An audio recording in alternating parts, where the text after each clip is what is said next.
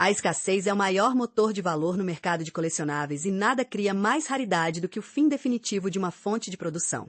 Imagine possuir um objeto que foi fabricado em um lugar que não existe mais, tornando impossível a criação de novas unidades.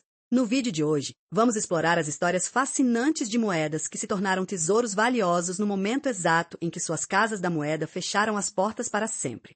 Esta é a primeira parte da nossa jornada pelo mundo da numismática de alto nível. Começamos nossa lista com a lendária Casa da Moeda de Carson City, nos Estados Unidos. Localizada no estado de Nevada, ela foi construída estrategicamente perto de uma das maiores minas de prata da história. As moedas marcadas com o icônico duplo C tornaram-se símbolos do Velho Oeste. Quando a produção foi encerrada em 1893, o mercado percebeu que aquele estoque era finito.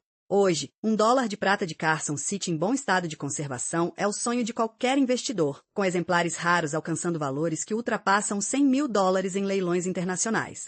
Seguindo para as montanhas da Geórgia, encontramos a história da Casa da Moeda de Dahlonega. Antes da famosa corrida do ouro na Califórnia, o ouro foi descoberto no sul dos Estados Unidos. Essa pequena unidade produzia exclusivamente moedas de ouro. Com o início da Guerra Civil Americana em 1861, a Casa da Moeda foi ocupada e nunca mais voltou a operar sob o governo federal. O resultado disso foi uma interrupção brusca na oferta. As moedas de ouro com a pequena marca D de Dahlonega são consideradas algumas das mais raras e desejadas do mundo, representando um período curto e explosivo da história econômica. Ainda no contexto da Guerra Civil, temos a Casa da Moeda de Charlotte, na Carolina do Norte. Assim como sua vizinha em Dahlonega, ela foi criada para processar o ouro local. Quando as portas foram fechadas definitivamente em 1861, as moedas que restaram em circulação passaram a ser vistas como relíquias de uma era perdida. A produção era pequena e o design muitas vezes apresentava imperfeições charmosas que os colecionadores adoram. Possuir uma moeda de Charlotte hoje é ter um pedaço físico de um sistema financeiro que desapareceu no calor da guerra. Nossa quarta parada nos leva a uma história única fora do continente americano principal. A Casa da Moeda de Manila, nas Filipinas, foi a única sucursal oficial dos Estados Unidos estabelecida fora do seu território continental. Durante a Segunda Guerra Mundial, a unidade foi severamente danificada e eventualmente destruída durante os bombardeios e a ocupação japonesa. Antes da queda, milhões de moedas foram jogadas ao mar para evitar que caíssem em mãos inimigas. Aquelas que foram recuperadas ou que sobreviveram ao conflito carregam uma carga emocional e histórica tão grande que seu valor de mercado disparou, tornando-se peças centrais em coleções que buscam documentar os tempos de guerra. Finalizando esta primeira parte, olhamos para a antiga Casa da Moeda de Nova Orleans durante o período de transição política. Embora a unidade tenha operado por muitos anos, as moedas cunhadas especificamente nos meses em que o controle passava do governo federal para o estado da Louisiana e depois para a Confederação são extremamente valiosas. Quando a produção oficial de certas denominações foi interrompida para sempre naquela localidade, o que sobrou foram raridades numismáticas que contam a história de uma nação dividida.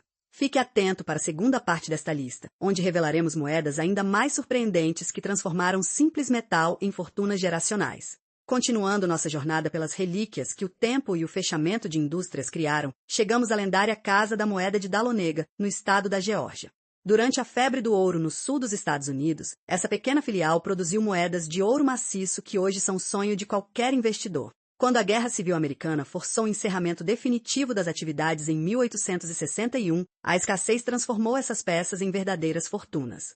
Uma simples moeda de $5 de Dahlonega pode facilmente ultrapassar a marca de dezenas de milhares de dólares em leilões modernos, simplesmente porque não existem mais máquinas naquela região para cunhar algo semelhante. Seguindo para Carolina do Norte, encontramos a Casa da Moeda de Charlotte. Assim como sua vizinha na Geórgia, ela foi criada exclusivamente para processar o ouro local. As moedas marcadas com a letra C são extremamente raras, porque a produção foi interrompida de forma abrupta e as instalações foram convertidas em um hospital militar durante os conflitos internos do país. Hoje, possuir uma moeda de ouro de Charlotte e ter em mãos um pedaço da história minerária que nunca mais será repetida, o que faz seu valor de mercado subir anualmente de forma agressiva.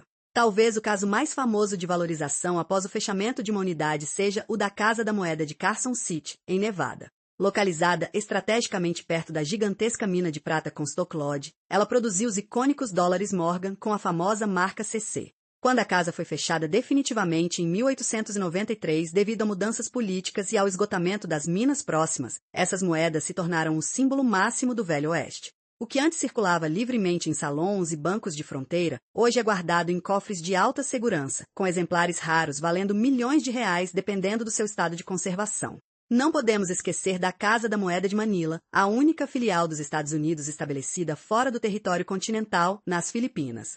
Durante a Segunda Guerra Mundial, a invasão japonesa forçou o fechamento e a destruição parcial da unidade. Relatos históricos contam que muitas moedas foram lançadas ao mar para evitar que caíssem em mãos inimigas. Aquelas que sobreviveram e que possuem a marca de cunhagem M são testemunhas de um dos períodos mais turbulentos do século XX. O fechamento trágico dessa unidade transformou o pouco que restou em tesouros disputados por museus e grandes magnatas. Por fim, olhamos para os últimos suspiros das filiais imperiais britânicas.